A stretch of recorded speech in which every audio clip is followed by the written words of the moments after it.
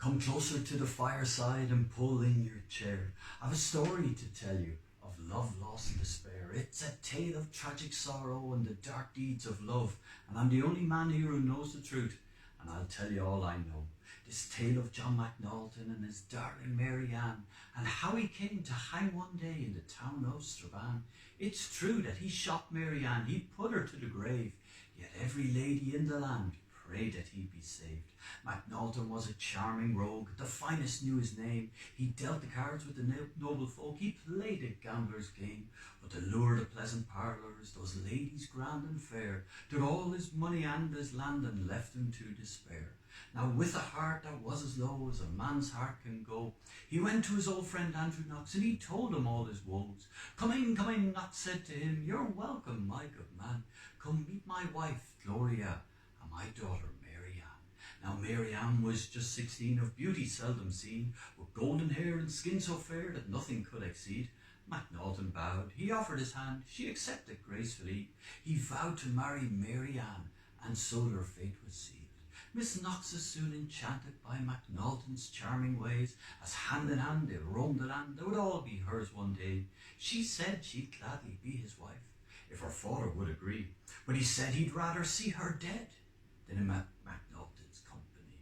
McNaughton's mind went wild with rage, he formed his final plan. He'd kill his old friend Andrew Knox and he'd take his Mary Ann.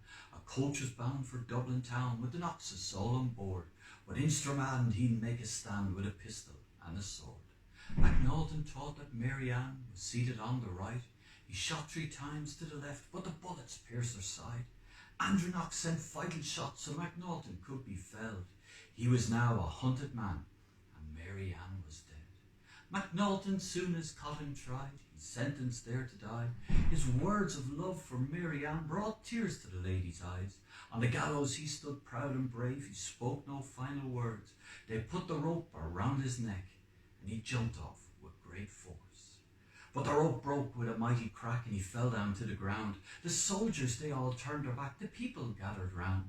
They called out to McNaughton to take his chance and run, but he climbed back on the gallows as the crowd stood still, all stunned. It's then he spoke his final words, his voice was cracked and dry. There was a silence in the winter air, there was a strange look in his eyes. He said that he would rather die than live his life in shame. He'd rather die than let half-hanged McNaughton be his name. So hanging of McNaughton, the death of Mary Ann, there is no marriage of these likes all across these land. They say it's because of love and gold that Mary Ann Knox died. But you know now, the story goes, they both got killed that night.